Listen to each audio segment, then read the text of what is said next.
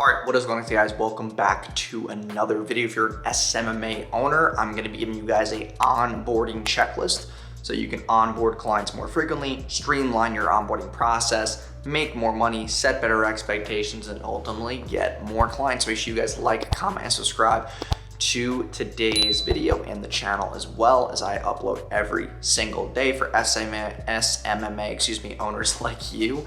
And Facebook ads, funnels, copywriting, delegation, systems, software, it's all the things that you need to scale and grow your business here. So let's get into today's video. Hey, my name is Jason Wojo. Welcome to my channel. I run a multiple seven-figure agency, so make sure you subscribe, and I hope you guys enjoy the video.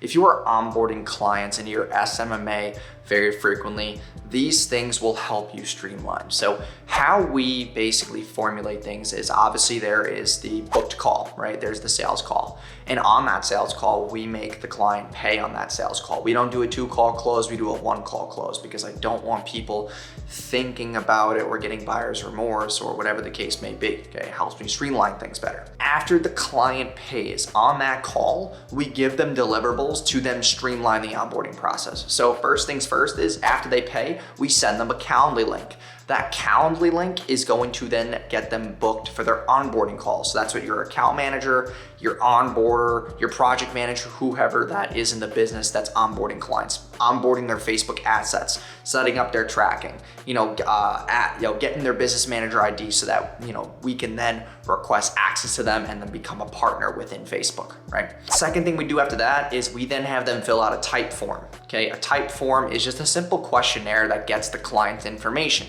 the first name, last name, their billing address, what the current revenue is, what their URLs are, where your Google Drive folder link is, what's your website login, stuff like that, so that we can kind of streamline fulfillment. So now we have the client's information to do what? We have the client's information to know that exact information, their phone number as well, in case the onboarder needs to contact them outside of their onboarding call, or an account manager has to contact them outside of their, client communication within Slack, okay? So once that type form's filled out, also we have, a VA who is now able to get the contract ready. So the client paid, they got their onboarding call scheduled, they fill out that type form. Now my VA is now alerted to now take that address, the name, the email, the phone number, and then obviously make the client contract and send it to them through Honeybook. Honeybook is how we send all the contracts. It streamlines things so that we're not taking too much time on the sales call, because when you're booking X amount of sales calls a day, you have to keep revolving. You have 30 minutes, next call, 30 minutes, next call, 30 minutes, next call, and you don't want to have overlapping because then you could miss a call, right? You don't want your sales team to be missing sales calls. That's obviously not the point. So then they have their onboarding call scheduled. We now have their contract being sent. What's the next piece? The next piece is that on that onboarding call, which you should only allow people to book within 24 hours, because if you let a client or a prospect who just bought wait more than 24 hours, honestly, they're gonna get buyer's remorse and they could pull out of the deal. They can say, listen, I haven't been onboarded yet. This is taking too long.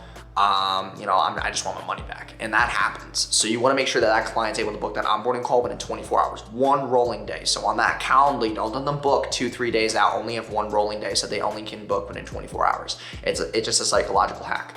The other thing that you can do is that you can get their Slack channel ready on the onboarding call, or you can simply make the Slack chat and then have your account manager, VA, or project manager make the Slack chat and then basically get the Slack connect link and then text it to them. Be like, hey, welcome to Wojo Media.